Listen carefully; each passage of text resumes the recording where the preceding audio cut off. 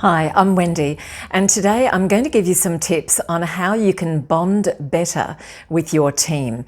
Now, creating a cohesive and collaborative team environment is essential if you want to achieve those professional and organisational goals.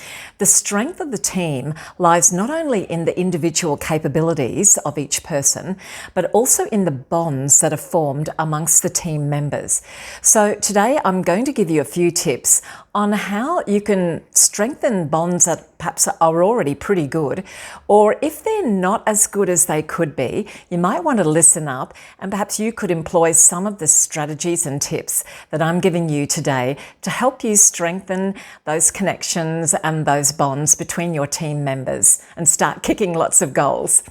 Okay, so the first tip is all about promoting open communication. Let's face it, trust is the bedrock. It is the building blocks of any team, of any relationship. Trust starts by fostering an environment where team members feel that they can speak, that they will be listened to, that they have the ability to express their thoughts and emotions and their views.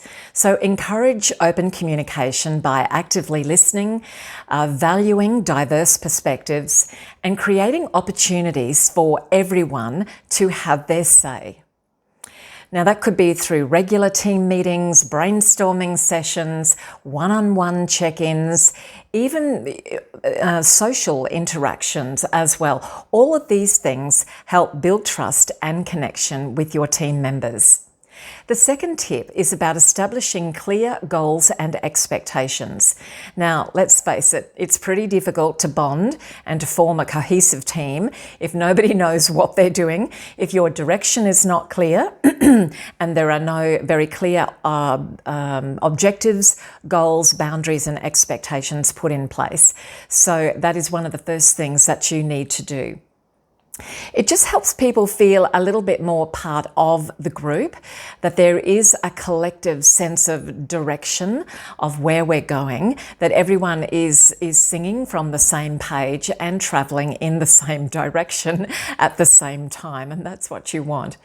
The third tip is about encouraging team building activities. Now, I know some people love this sort of thing. Some people find it very tedious and really don't like it, but I suppose you need to get a little bit creative and think outside the box.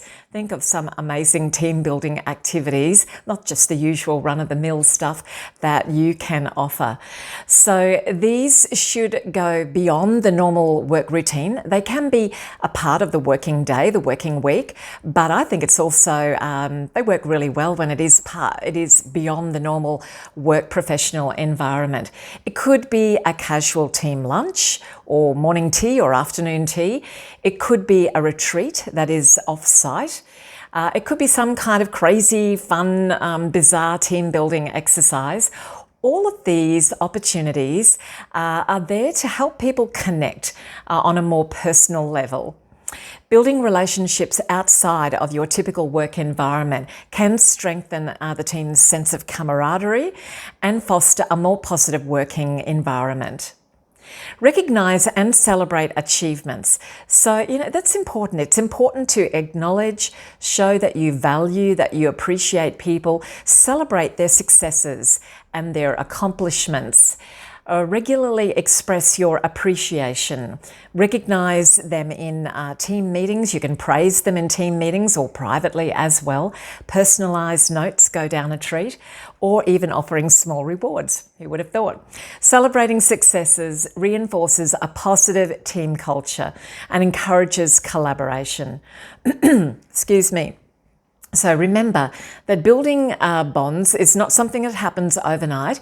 It does take skill, patience, and commitment, but it is something, if you are persistent about it and if you're consistent and committed and patient, then you will get there. You've got to focus on the long-term gains instead of any sort of short-term wins, okay?